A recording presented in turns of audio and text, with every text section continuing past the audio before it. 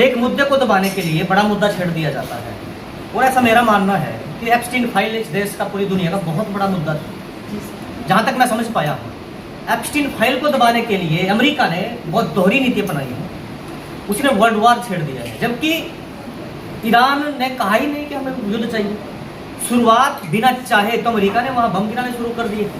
सभी साथियों, क्रांतिकारी जय भीम, जय जवान, जय किसान, जय संविधान, जय लोकतंत्र, जय मान्यवर साहब कांसीराम। साथियों, भीम आर्मी भारत एकता मिशन हरियाणा के तत्वाधान में प्रदेश स्तरीय संगठन समीक्षा बैठक हुई है। आज आप सभी साथियों को बता दें, भैया चंद्रशेखर आजाद के जो सिपाही हैं वो पूरे भारतवर्ष के अंदर उन्होंने तहलका मचा के रखा हुआ है।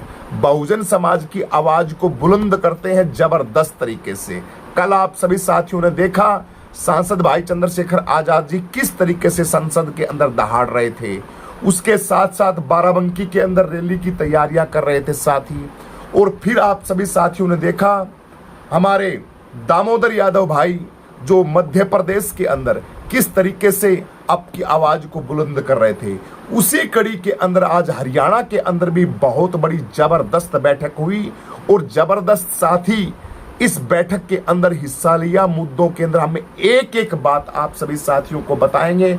सबसे पहले माननीय हमारे अध्यक्ष जी हैं, माननीय कमल बराड़ा जी। सबसे पहले हम उनका एक बयान सुनाना चाहते हैं। उनकी एक जो उन्होंने बात कही है वो वीडियो के माध्यम से सबसे पहले हम ऐड कर रहे हैं कि आज हमने मीटिंग बुलाई थी, अहम मुद्दों पर चर्चा हुई कि जिस तरीके से पूरे देश में वर्ल्ड वार छिड़ गया है, इसमें हमारी क्या भूमिका रहेगी। और लंबे समय से जब से देश में बीजेपी की सरकार आई है तब से लेकर के आज तक एक मुद्दे को दबाने के लिए बड़ा मुद्दा छेड़ दिया जाता है। और ऐसा मेरा मानना है कि एप्स्टीन फाइल इस देश का, पूरी दुनिया का बहुत बड़ा मुद्दा था। जहाँ तक मैं समझ पाया हूँ, एप्स्टीन फाइल को दबाने के लिए अमेरिका ने बहुत दोहरी नीति अपनाई है। उसने वर्ल्ड वार छेड़ दिया है, जबकि ईरान ने कहा ही नहीं कि हमें युद्ध चाहिए। शुरुआत बिना चाहे तो अमेरिका ने वहां बम गिराने शुरू कर दिए। अब एक बड़ा मामला था एप्स्टीन फाइल का। एप्स्टीन आप सबको पता है, जेल में उसको मरवा दिया। सभी लाइटें बंद थी। जो सुरक्षाकर्मी थे वो न जाने किस नींद में सो गए। सोची समझी साजिश थी। एप्स्टीन खुद को उस मामले से बचाने के लिए अमेरिका जैसे राष्ट्र ने एक दुनिया को मौत के मुंह में धकेल दिया। युद्ध से, ऐसा मेरा मानना है, युद्ध से कभी किसी का फायदा नहीं हुआ। युद्ध से हमेशा नुकसान हुआ है। तो आज इन सभी मुद्दों पर हमने चर्चा की। ये जो युद्ध छिड़ा है, इस युद्ध का पूरी दुनिया पे फर्क पड़ेगा। यहाँ का जो पेट्रोलियम है, जो गैस है, या और भी अन्य जो चीजें हैं, उन पर महंगाई की दर बढ़ चुकी है। अभी सिलेंडर पे 60 रुपए एकदम से जो है बढ़ा दिया है। तो वो आम जनता, जो गरीब समाज के लोग हैं, उन पर बड़ी भारी जो है ये दबाव है। और काफी मुद्दों पर आज हमने जो है भीम आर्मी भारत एकता मिशन हरियाणा के पदाधिकारियों के साथ चर्चा की। सर, ये अमेरिका ईरान का जो युद्ध है, इसके कारण जो है सरकार ने पेट्रोल है वो महंगा कर दिया, गैस सिलेंडर है वो महंगा कर दिया। गरीब जनता पहले से ही महंगाई से परेशान थी और ज्यादा जो महंगाई बढ़ा दी है सरकार ने, उसके बारे में आप क्या कहना चाहेंगे सरकार को? ये बहुत चिंताजनक बात है। यहाँ पर भारत का कहते तो हम, प्रधानमंत्री जी कहते हैं कि हम विश्व गुरु जो है बनने वाले हैं। शायद आंख खुलते ही सवेरे शायद विश्व गुरु में हम जन्म ना ले लें। ऐसा ना कि जब हम उठे हैं तो विश्व गुरु भारत में हम उठ जाएं। लेकिन कुछ कमियां भी रही हैं। इतनी महंगाई जो है पेट्रोल की, गैस की, डीजल की, ईंधन से रिलेटेड या अन्य जो है वो बहुत महंगाई अभी और भी बढ़ेगी, ऐसा मेरा मानना है। इसका पूरा का पूरा खामियाजा गरीब जनता को जो भुगतना पड़ेगा। सर जी, केंद्र सरकार मोदी जी साहब तो कह रहे हैं कि हमारे पास ऑलरेडी बहुत सब कुछ है, हमारे पास तो ऐसी कोई दिक्कत नहीं।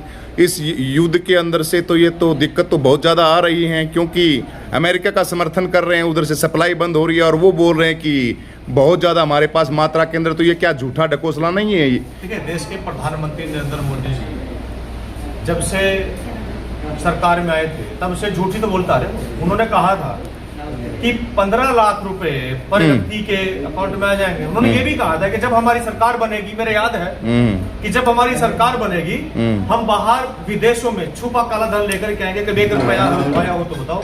उन्होंने ये भी कहा था कि जब हमारी सरकार बनेगी हम 2 करोड़ नौकरियां देंगे। मैं कह रहा हूँ 2 करोड़ छोड़ो, कोई 200 नौकरी भी मिली हो तो अर्थव्यवस्था का ये जो संकट आ रहा है ये भी जुमला है। बहुत बहुत बहुत इससे ज्यादा मेरे पास शब्द नहीं है कहने के लिए। देश की जनता को ये लगा लो कि आगे में झोंका जा रहा है, इसके अलावा कुछ नहीं है। ये गरीब लोग हैं, गरीब तबका है।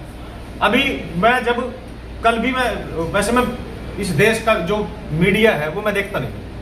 कल मन किया कि युद्ध चल रहा है, मैं रात लेट आया था, मेरे मन की युद्ध चल रहा है भाई, एक बार देख ले क्या हुआ है। तो उधर तो वर्ल्ड वॉर चढ़ा है, हमारा जो मीडिया है वो हमारे जो प्रधानमंत्री जी उनको नेता बनाने में साबित मतलब लगा हुआ है। मैं तो ये चाहता हूं कि इस मीडिया का जो योगदान होता है बहुत मजबूत योगदान होता है। देश को नीचे गिरानों पर उठाने में मीडिया का बहुत बड़ा योगदान होता है। और मैं तो यही कहूंगा कि जो हमारे नेशनल चैनल हैं जिनको वो टीवी पे प्रचार प्रसार जिनका चल रहा है, उनको भी इस समय वर्ल्ड वार के समय बहुत एहतियात बरतना चाहिए। सच खबरों को जो है अपने चैनल पे दिखाना चाहिए और जो झूठ खबरें हैं वो पब्लिक में यहाँ पर क्रोसित खबरें हैं वो उनको उनसे बचना चाहिए। अच्छा सर, 15 मार्च की माननीय सर काशीराम जी की जयंती है और आजाद समाज पार्टी का 6वां जो स्थापना दिवस है वो मनाया जा रहा है। बाराबंकी के अंदर भाई चंद्रशेखर आजाद की एक विशाल रैली है। हरियाणा के अंदर आपने क्या कुछ तैयारियां पदाधिकारियों को सौंपी है या किस प्रकार का आप कार्यक्रम जो कर रहे हैं, तैयारियां हैं आपकी? 15 मार्च को बहुजन क्रांति के योद्धा बहुजन नायक मान्यवर साहब काशीराम जी का दिवस है और आजाद समाज पार्टी काशीराम का स्थापना दिवस है। हम बड़े हरियाणा के जिले में मान्यवर साहब काशीराम जी का जन्म दिवस और आजाद समाज पार्टी का स्थापना दिवस मनाएंगे ताकि पूरे हरियाणा में जो लोग बिल्कुल पीछे लाइन में खड़े हैं, जिनको कुछ पता नहीं है, हम वहां व्यक्ति को भी मान्यवर साहब काशीराम जी के बारे में बताएंगे और आजाद समाज पार्टी की बताएंगे ताकि जो बहुजन मूवमेंट किन्हीं कारणों से विफल हो गई थी या पीछे रह गई थी, ताकि उस दोबारा जो है पूरे देश में स्थापित कर सके। इसलिए 15 मार्च का कार्यक्रम जो रहेंगे सभी जिलों में हरियाणा के वो मजबूत रहेगा। और बाराबंकी से ना मैं हरियाणा ना मैं उत्तर प्रदेश ना मैं भारत की बात करूँ, जो बाराबंकी का रेला होगा वो पूरी दुनिया में जितना बड़ा रेला होने के लिए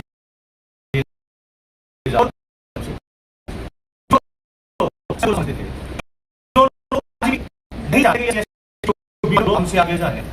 आज लोग बैठ करके फोन पे ये कह रहे हैं कि हम चंद्रशेखर का ये कर देंगे, हम वो कर देंगे। हाँ, ये भी एक क्वेश्चन था आपसे। हाँ मैं मीडिया के माध्यम से बता देना चाहता हूँ भैया, अब मैं जिम्मेदार व्यक्ति हूँ, मैं क्या कहूँ आप लोगों को, और समझ रहे होंगे मेरी बातों में मैं क्या कहना चाह रहा हूँ। भाई हाथ रखो, चंद्रशेखर आजाद नेता है, हर तरह से मजबूत है, चाहे रास्ते में मिल लेना, बाराबंकी में मिल लेना, जहां तुम्हारा दी कर लेना। देखो प्रायोरिटी हम संविधान को मानने वाले, हम संविधान के लिए कर रहे हैं। को लगा है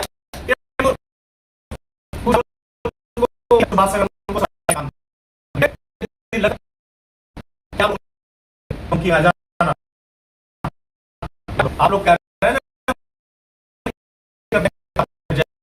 जाना भाई, ढूंढे भी नहीं पाएंगे वहां। तो बाराबंकी के अंदर जो रूप में वहां की जनसंख्या हरियाणा को उत्तर प्रदेश के अंदर, उत्तर प्रदेश 27 के अंदर चुनाव हैं। उस चुनाव के लिए आप भी वहां की जनता को कोई संदेश देना चाहते हैं?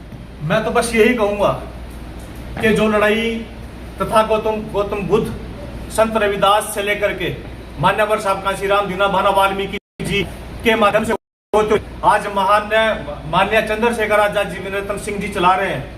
बस उत्तर प्रदेश की महान जनता से मैं यही कहूंगा कि भैया सदियां हो गई, डॉक्टर अम्बेडकर ने हमें वोट का अधिकार दिया है, इस वोट की चोट से उत्तर प्रदेश से शुरुआत कर दो। मैं यही कहूंगा कि उत्तर प्रदेश शुरुआत करे, हरियाणा से लगता हमारा स्टेट है, हरियाणा के लोग तन मन धन से उत्तर प्रदेश की जनता के साथ खड़े हैं।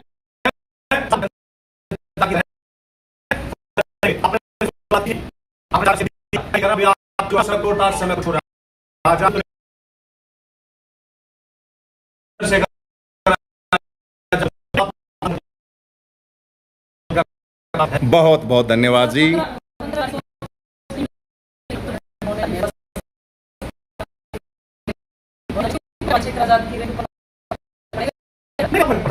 देखो नगीना लोकसभा की कुछ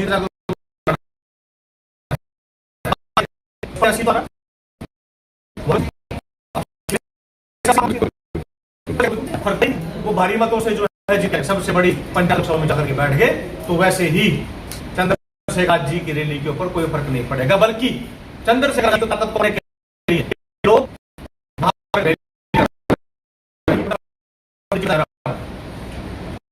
जो रैली होगी वो चंद्रशेखर बहुत